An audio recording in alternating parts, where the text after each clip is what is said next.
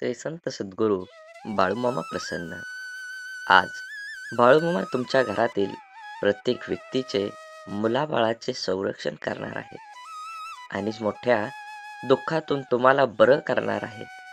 त्यामुळे हा व्हिडिओ शेवटपर्यंत बघा, अनुभव येईल.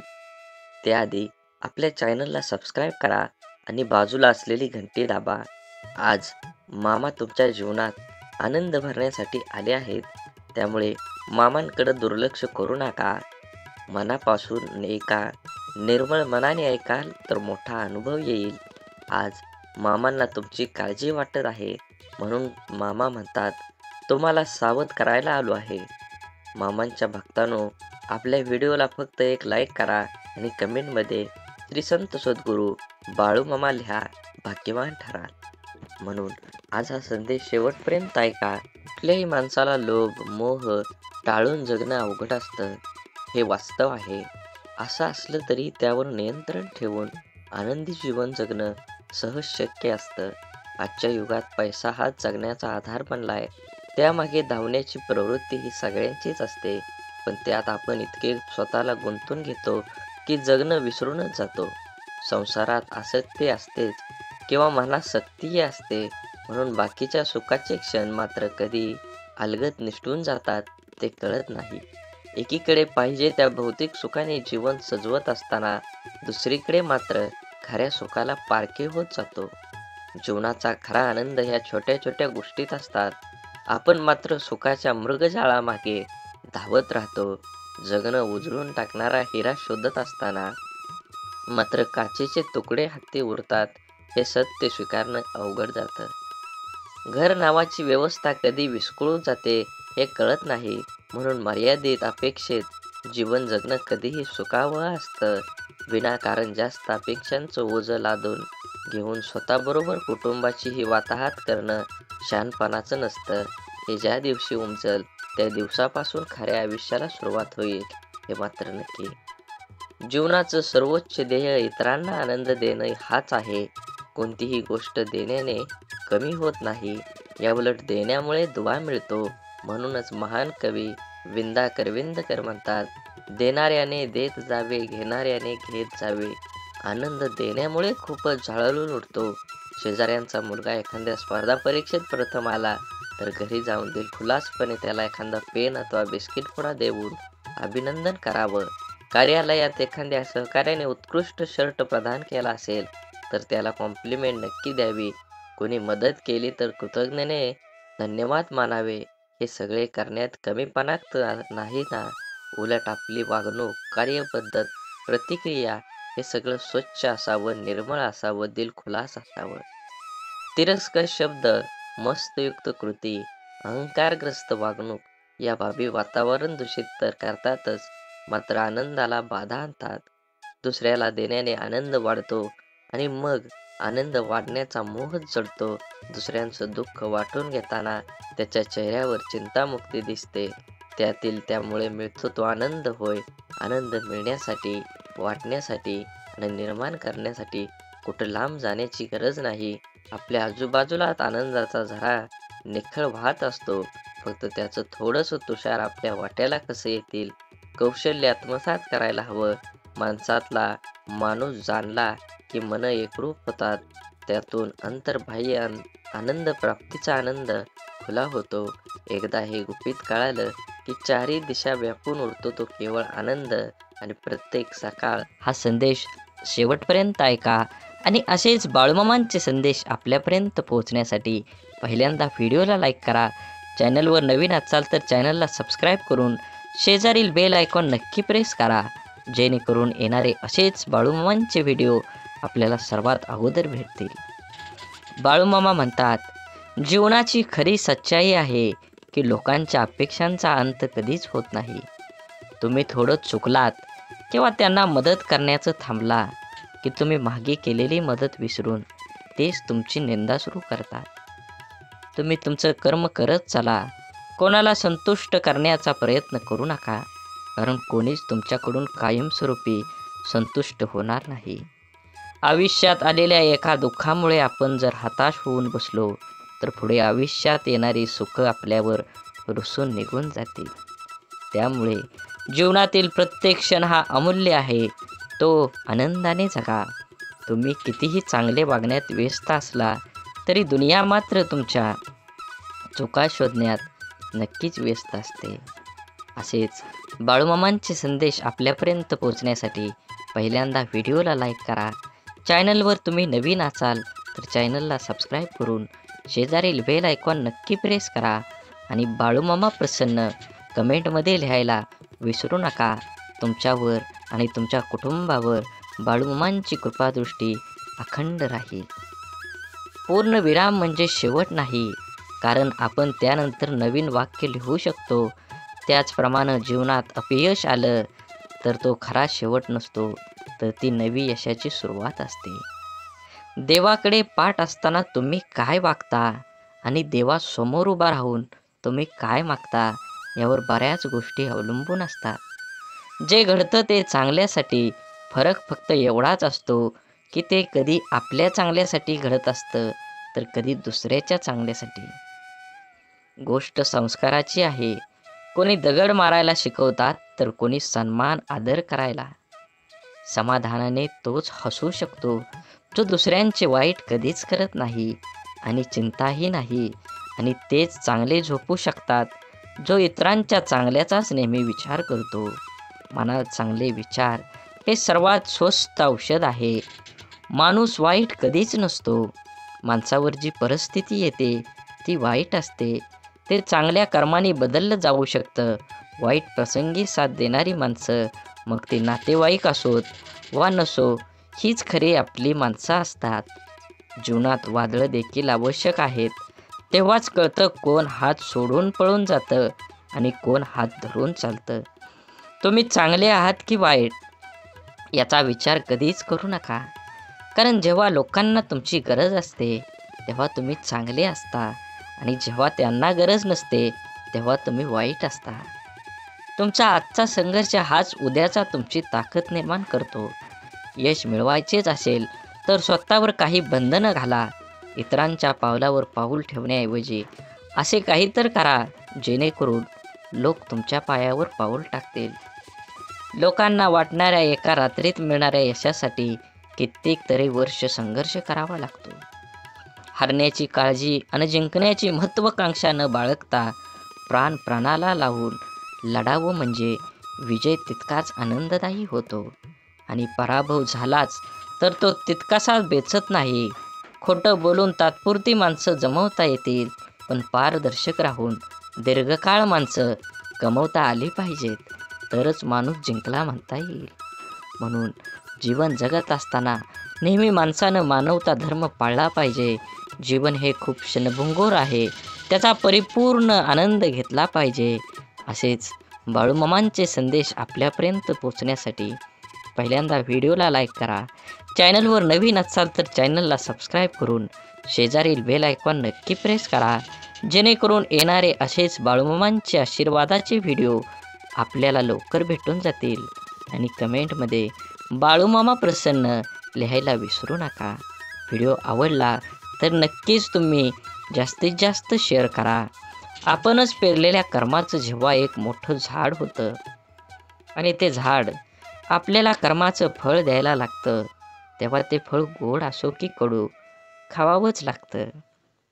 बघण्याची नजर प्रामाणिक असेल तर दिसणारी प्रत्येक गोष्ट सुंदर दिसते. समजदार व्यक्तीसोबत केलेली काही वेळ चर्चा ही हजारो पुस्तकं वाचण्यापेक्षा श्रेष्ठ असते. दुःख आणि त्रास ही अशी एक प्रयोगशाळा आहे जिथं तुमच्या क्षमतेची आणि आत्मविश्वासाची परीक्षा घेतली जाते. जगातील सर्वात चांगली गोष्ट म्हणजे वेळ आहे. जेव्हा आपण कोणाला आपला वेळ देतो तेव्हा त्याला आपल्या जीवनातला तो क्षण देतो जो परत कधीच येत नाही. सोबत किती आहेत हे महत्त्वाचं नसतं, पण जितके आहेत ते आपल्या बाबतीत कसे आहेत हे खरंच खूप महत्त्वाचं असतं. देव हा माणसाच्या मनात जेवढा असतो त्यापेक्षा जास्त माणसाच्या कर्मात असतो, आणि आपल्या चांगल्या कर्मातला देव कोणाला दाखवण्याची गरज नाही, तो सर्वांना दिसत असतो.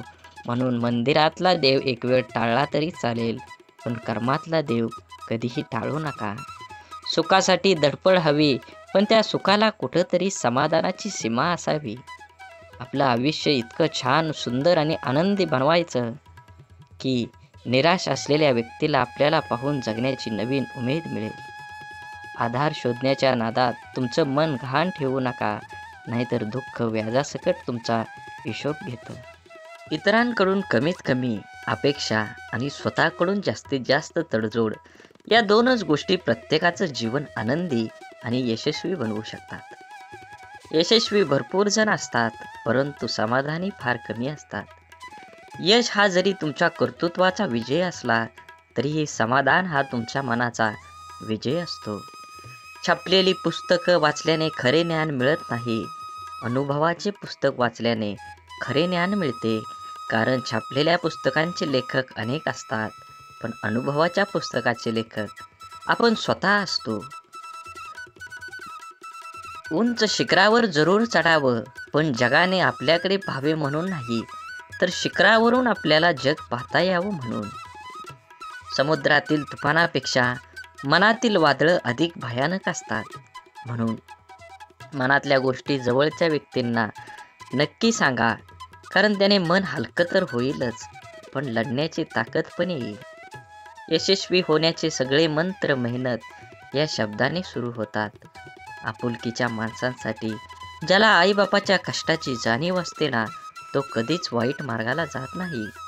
दुःखाचे डोंगर तुडवूनच सुखाच्या शोधात जाता येत असतं, पण आपल्या चेहऱ्यावरचा आनंद कोणाकडून वाढवण्यासाठी कोणाकडून सुख उसणं घ्यावं, म्हणूनच जीवनात झालेल्या चुकांवर भर देऊन एकमेकांना दोष देऊन निराशामय वातावरण तयार करण्यापेक्षा झालेल्या चुकांमधून बोध घेऊन मार्गात बदल करून आशादायी वातावरण तयार करणं कधीही चांगलं असतं.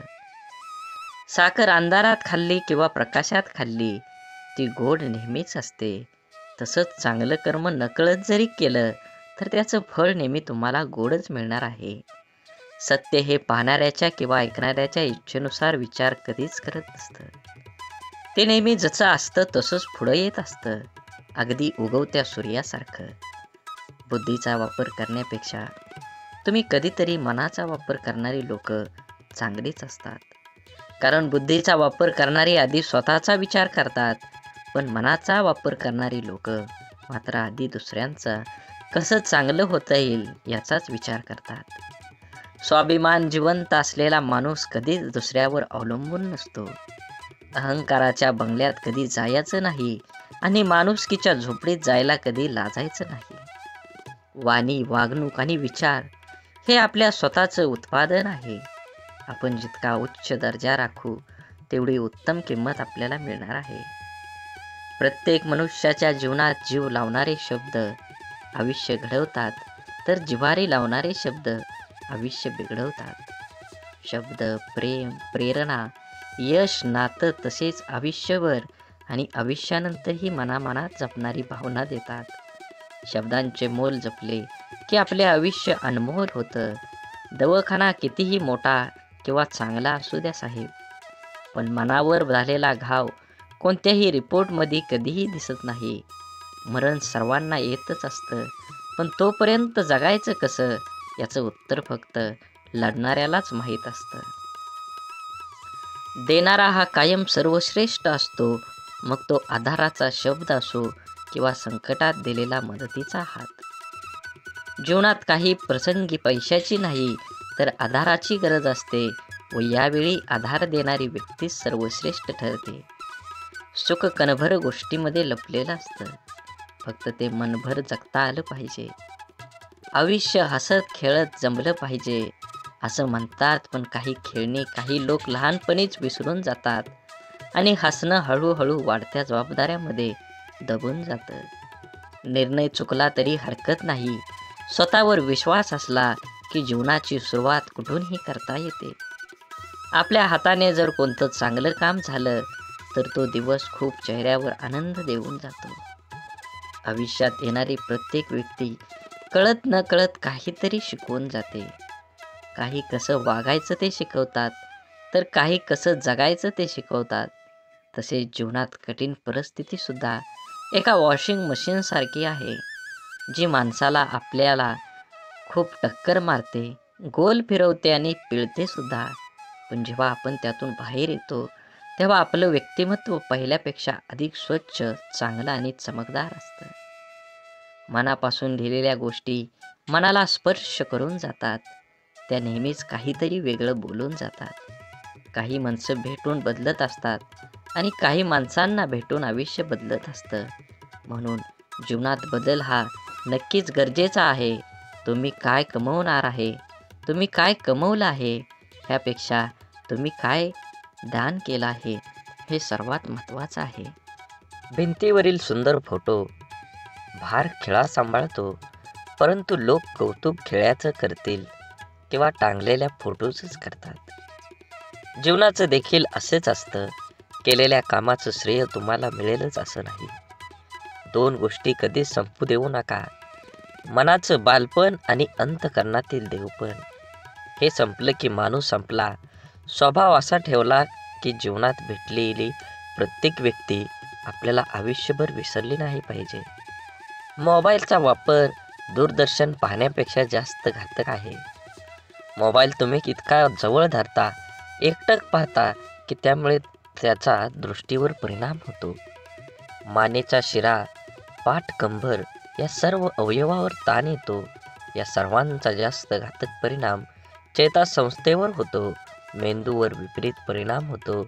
चिडचिड वाढते, रागीटपणा वाढतो, जोरात ओरडावेसे वाटतं. मोबाईल अति वापरतात त्याची मानसिकता पूर्णपणे बिघडते व त्याचा परिणाम कुटुंबातील लोकांना पण भोगावे लागतात. मित्रांनो, मोबाईलशिवाय अनेक गोष्टी आहेत. वाचन, लेखन करा, मोकळ्या मैदानावर खेळायला जा. आभासी जगात मित्रांची यादी वाढवण्यापेक्षा प्रत्यक्ष मैत्री करा. स्वतःचं आरोग्य जपा. खरंच कुणाच्या आजाराची जेव्हा असते ना आपल्याला नेमकीच गरज, तेव्हा कुणीच आधार देत नाही.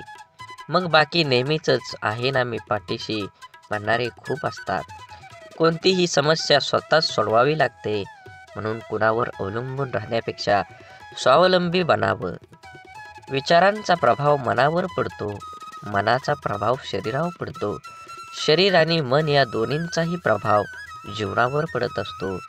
म्हणून नेहमी चांगले, सकारात्मक व प्रेरणादायी विचार मनात आणावेत आणि समाधानी राहावे. माझं काय चुकलं हे देवाला विचारण्यापेक्षा आपल्या मनाला विचारत चला. कारण आपल्या कर्माची, चुकांची आणि चांगल्या वाईट गोष्टींची जशी नोंद देवाकडे असते, तशीच एक प्रत आपल्या मनाकडेही असते. एकटेपणा काय असतो ते ताजमहालाकडे बघून ठरवावं. बघायला सगळेच येतात, पण राहायला कोणीच येत नाही.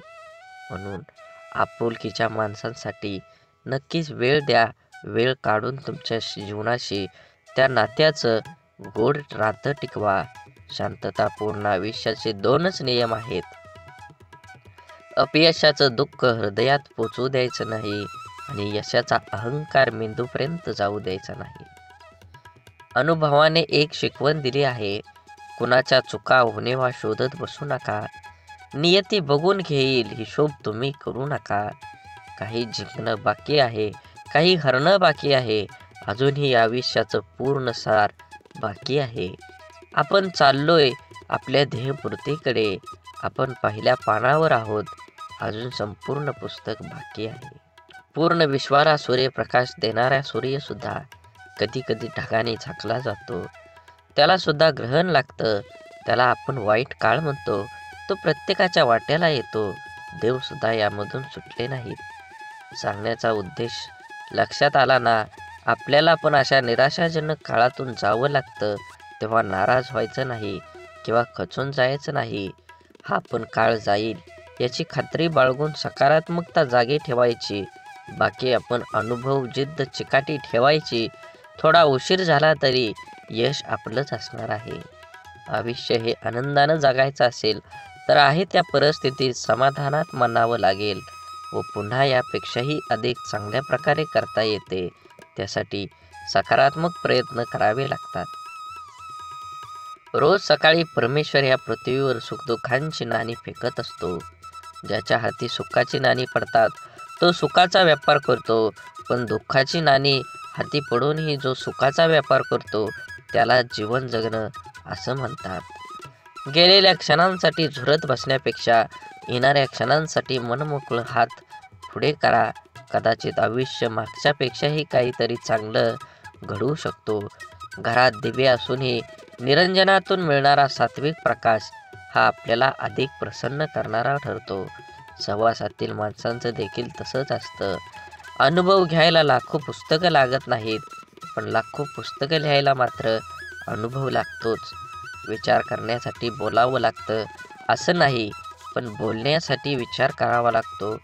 काम करण्यासाठी नाव लागतंच असं नाही, पण नाव कमवण्यासाठी मात्र काम करावंच लागतं.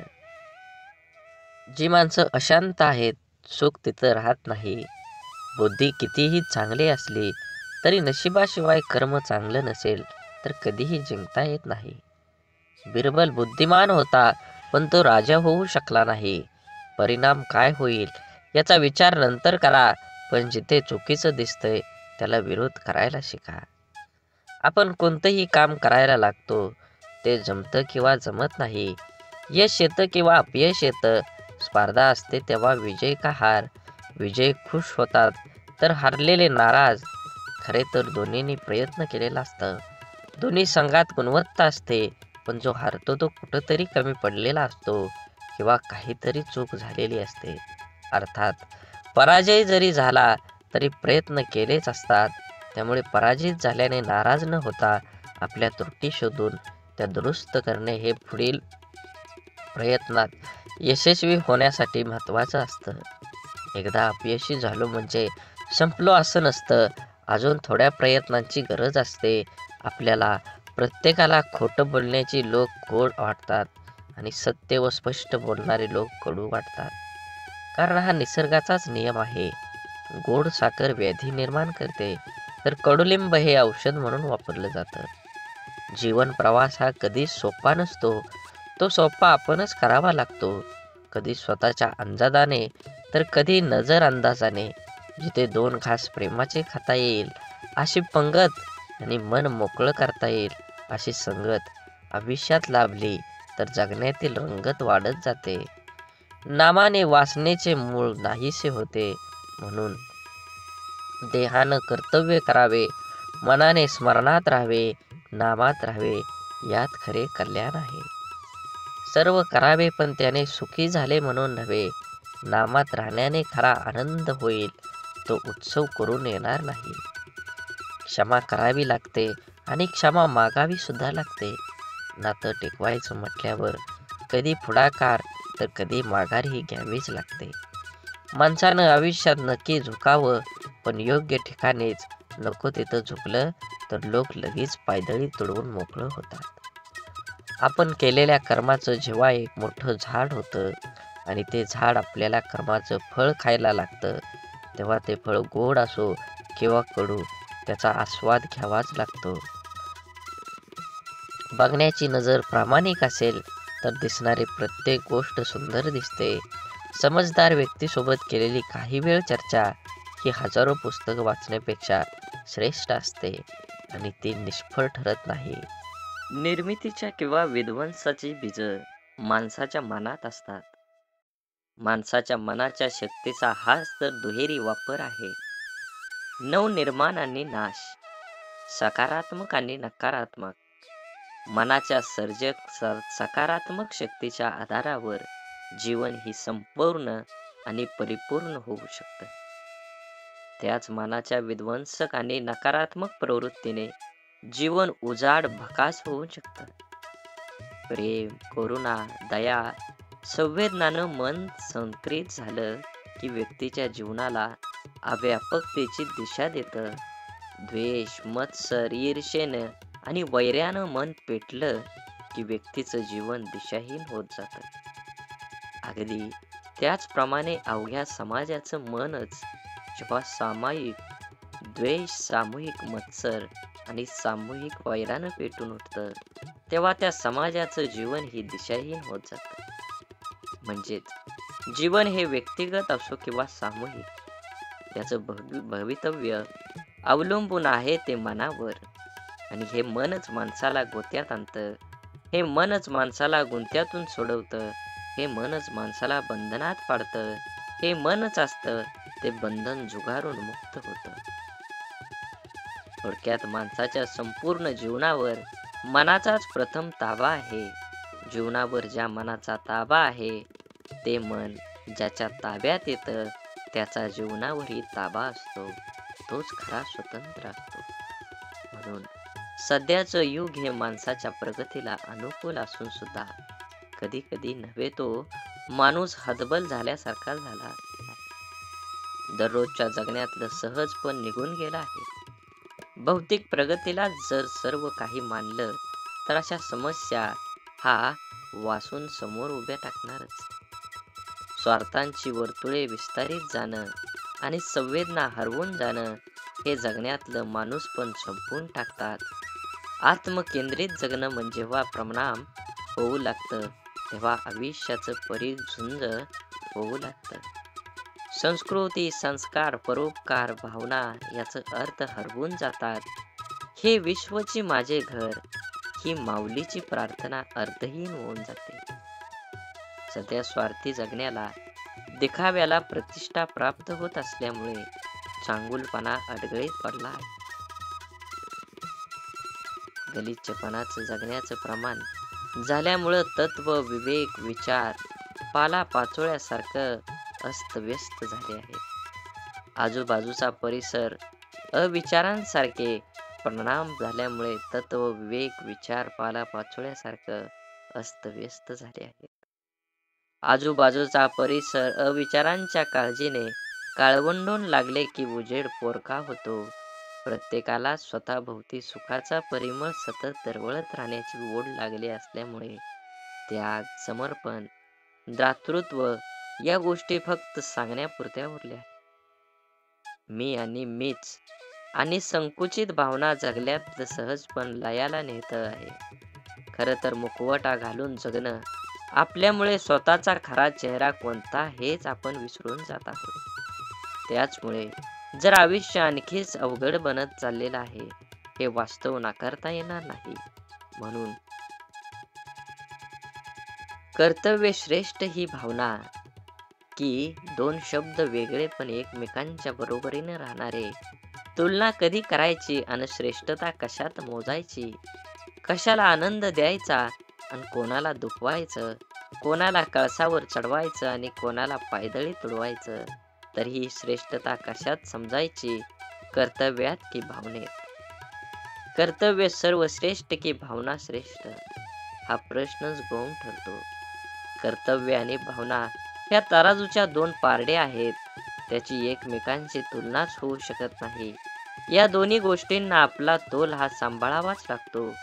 भावना रहित कर्तव्य आणि कर्तव्य विना भावना कधीच सुख देऊ शकत नाही. म्हणूनच मला वाटतं की कर्तव्य आणि भावना याचं नातं दुसरं तिसरं काहीही नसून पती पत्नीचं आहे. पती हे कर्तव्य असून पत्नी ही त्याची भावना आहे. आणि जर सुखांची फळं चाखायची असतील तर भावनेला कर्तव्याच्या माग सावलीप्रमाणे राहावंच लागतं. हृदयातून उत्कटलेल्या भावनांना माणूस रोखू शकत नाही आणि त्याच्या हातून कृती घडते. घडलेल्या कृतीतून कर्तव्याची जाणीव होते आणि ह्याच जाणीवेतून पूर्णत्व प्राप्त होते. अनुभव घ्यायला लाखो पुस्तकं लागतात, पण लाखो पुस्तकं लिहायला मात्र अनुभवच लागतो. काम करण्यासाठी नाव लागतं असं नाही, पण नाव कमवण्यासाठी तुम्हाला काम करावंच लागेल. कुणाला दुःख देऊन मिळवलेला आनंद सुख देऊ शकत नाही, पण कुणाला आनंद मिळावा म्हणून स्वीकारलेलं दुःख नेहमी सुखच देऊन जातं. जीवनात दुःखाचा विचार करत बसला की समोर उभं असलेलं सुख हे डोळ्यांना दिसत नाही. विचारांची गुणवत्ता चांगली असली तर मोठ्यात मोठी स्वप्न साकार होण्याची वेळ लागत नाही. जगातील कोणतीही वस्तू कितीही महागडी का असेना, परंतु देवाने तुम्हाला जी झोप, शांती आणि आनंद दिला आहे त्यापेक्षा कोणतीच गोष्ट मौल्यवान नक्कीच नाही. माणसाचे यश हे कोणत्या आधारावर नसते तर चांगल्या विचारावर असते. कारण आधार नेहमी सोबत नसतो, परंतु चांगले विचार नेहमी सोबत असतात. ऐकणं महत्त्वाचंच आहे, पण त्यापेक्षाही महत्त्वाचं आहे ते आचरणात आणणं. किती ऐकलं यापेक्षा आचरणात किती उतरवलं यावरच माणसाचं यश अपयश अवलंबून असतं. माणसाला गरज पडली की आठवण येते, माणसांची गरज संपली की अडचण निर्माण होते. हा काही लोकांचा स्वभाव गुण असतो. वेळ हा असा एक तराजू आहे जो वाईट काळात आपल्या माणसांचं वजन आपल्याला बिनचूकपणे दाखवतो. ज्या दोन माणसांना एकमेकांना समजून घेण्यासाठी जगातल्या दुसऱ्या कोणत्याच माणसाची गरज लागत नाही, तिथंच खरं प्रेम नांदत असतं. आपलं वाईट चिंतणाऱ्यापासून 4 पावलं लांबच राहिलेलं बरं. त्या व्यक्तीशी नातं नसलेलंच बरं. कारण जिथे द्वेष आहे तिथे कधी चांगली भावना असू शकत नाही. त्या नात्याला अर्थ असू शकत नाही. ते नातं निथळ भावनेने जोडलेलं असू शकत नाही. जो आपलं वाईट चित्तो तो व्यक्ती आपला असूच शकत नाही. आयुष्यात काही गोष्टी अशा असतात की नशिबात जरी नसल्या तरी आठवणीत मात्र आयुष्यभर राहतात. अशा गोष्टींमुळेच आपल्याला आयुष्यात जगण्याची प्रेरणा आणि आनंद मिळतो. माणसाला गरजेपेक्षा जास्त मिळू लागलं की माणुसकी विसरून लागतो.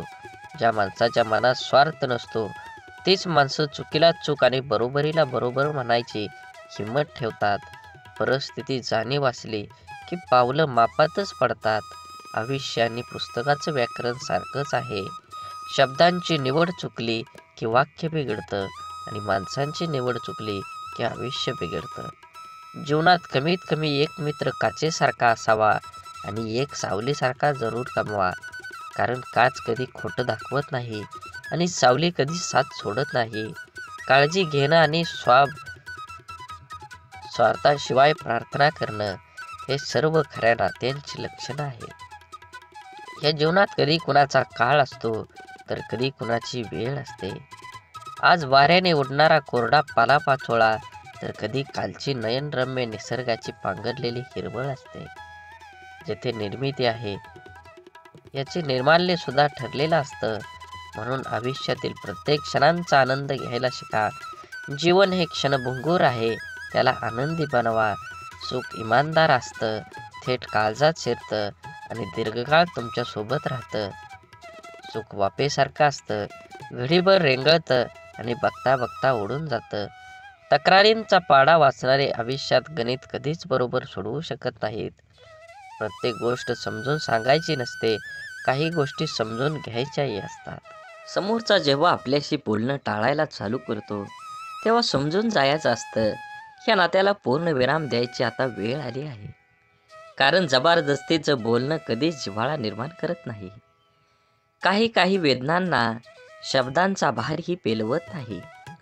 प्रत्येकाच्या स्वभावाची छटा समजणं अशक्य म्हणून कोण कसं वागलं हे लक्षात ठेवण्यापेक्षा त्यातून तुम्ही काय शिकलात आणि पुढे काय करावं लागेल हे डोक्यात ठेवणं जास्त महत्त्वाचं. गरजा आणि इच्छा यामध्ये खूप फरक असतो आणि त्याचा समतोल साधता संपूर्ण आयुष्य निघून जातं. कधी कोणावर जास्त अवलंबून राहू नका. चालता चालता लोक विश्वासघात करतात हो. शब्द देऊन आस निर्माण करण्यापेक्षा साथ देऊन विश्वास निर्माण करणं मला जास्त आवडतं. आयुष्यात अशा माणसांचं असणं खूप आवश्यक असतं ज्याला मनाची परिस्थिती सांगण्यासाठी शब्दांची गरज नसते. विश्वासघात करणाऱ्या माणसाला जाब विचारण्यापेक्षा त्या माणसाची बोलणं सोडणं हीच त्या व्यक्तीसाठी मोठी शिक्षा असते. माणसाला कधी कधी पाठीमागं लागलेली संकटच पुढं जाण्याचा मार्ग मोकळा करत असतात. माशीच्या काडीला डोकं असतं पण मेंदू नसतो, म्हणून थोड्या घर्षणानं ती पेटून उठते आणि स्वतःच जळते. परंतु आपल्याजवळ तर डोकं आहे आणि मेंदूसुद्धा आहे, मग आपण का लहान सहान गोष्टीने पेटून उठतो? शांत राहा, स्वस्थ राहा, संघर्ष करून पेटवणाऱ्यांपासून सावध राहा. आपण जगण्यासाठी आहोत, जळण्यासाठी नाही. जीवन खूप सुंदर आहे, ते आनंदाने जगा. वाट सर्वांना माहीत असते, पण ध्येय गाठण्याची जिद्द फार कमी जाणत असते. रागात बोललेला एक शब्द एवढा विषारी असतो की प्रेमात बोललेल्या हजारो गोष्टींना एका क्षणात संपवून टाकतो. वादळ निसर्गाचं असो किंवा मनाचं, ते धडकणारच. मनातील कडवटपणाला क्वारंटाईन करून पहा. बरीच नाती व्हेंटिलेटरवर जाण्यापासून वाचतील. शांततेच्या काळात जास्त घाम गाळला तर युद्धाच्या काळात कमी रक्त सांडावं लागतं. जी लोक दुसऱ्यांचं मन दुखवू नये म्हणून नेहमी काळजी घेतात त्यांचंच मन सतत दुखावलं जातं. आयुष्यात सर्व काही ठरलेलं असतं, विधिलिखित मांडलेलं असतं. सूर्याच्या कक्षेबाहेर पृथ्वीला जाता येत नाही. भल्यासाठीच होतं सारं, कळत असूनही कोणाला लगेच पटत नाही. हे जीवन एक गुपित आहे, इथे सर्व काही लपवावंच लागतं. मनात कितीही दुःख असलं तरी जगासमोर हसावंच लागतं. श्रीकृष्ण भगवानाला गीता कोणालाही सांगता आली असती, पण त्यांनी फक्त अर्जुनाला सांगितली. कारण जसा सांगणारा असायला लागतो तसा ऐकणाराही असावा लागतो. तेव्हाच ज्ञानाचा विकास होत असतो. पोटाची भूक गरजाला माणसाला दुनियादारीचे सर्व नियम स्वीकारला भाग पडतात. कर्तृत्वानी जगणं असं असावं, आपल्या असण्याचा प्रभाव आणि नसण्याचा अभाव जाणवला पाहिजे. आनंदाने जगायचा सोपा उपाय, जी माणसं हक्काने आपल्याकडे येतात ती परत जाता कामा नये, आणि जी जातात ते आपल्या लक्षात पण येता कामा नये. अडथळे तर क्षणिक असतात, पण त्या क्षणात खचून न जाता धीराने त्यांना सामोरं जाणं हेच तर आयुष्य आहे.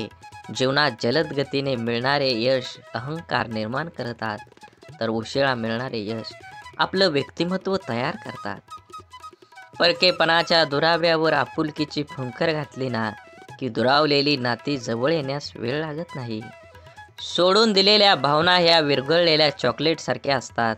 फ्रीजमध्ये ठेवल्यानंतरही पुन्हा पहिल्यासारखा आकार घेत नाहीत. काटा जरी काट्याला वागला तरी फुलानं आपलं फुलणं सोडायचं नसतं. जीवनाचे रस्ते खडतर असले तरी रस्ता बदलून का होईना, परंतु चालणं सोडायचं नसतं. एखाद्या अडचणीत माणूस कामाला आला नाही म्हणून एकदा जोडलेलं नातं लगेच तोडायचं नसतं. हीच खरी मैत्री आणि हीच खरी नाती असतात. जोडलेलं जपायला जमलं त्याला जगणं जमलं. हरवलेल्या वस्तूत ही सापडू शकतात, पण एकच गोष्ट अशी आहे की एकदा हातातून निसटली की कोणत्याही उपायानं पुन्हा मिळू शकत नाही, आणि ती असते आपलं आयुष्य.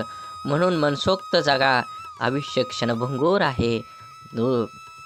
दुरावा कोणतंच नातं संपवत नाही आणि जवळीक कोणतीही नातं घट्ट करत नाही.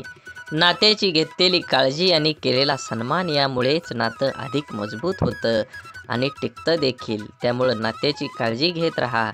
तुमचा आजचा दिवस निरोगी, आनंदी आणि यशस्वी जावो हीच ईश्वराच्या चरणी प्रार्थना.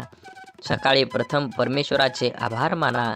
सायंकाळी दिवस चांगल्या गेल्याबद्दल आभार माना. जेवताना त्याचे आभार माना. झोपताना त्याचे आभार माना. प्रत्येक गोष्टीसाठी कृतज्ञ राहा.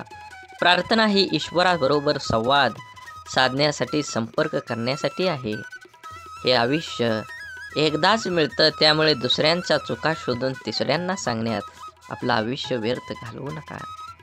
त्याऐवजी आपल्यातील गुणदोष ओळखून ते सुधारणा आपला वेळ खर्च करा.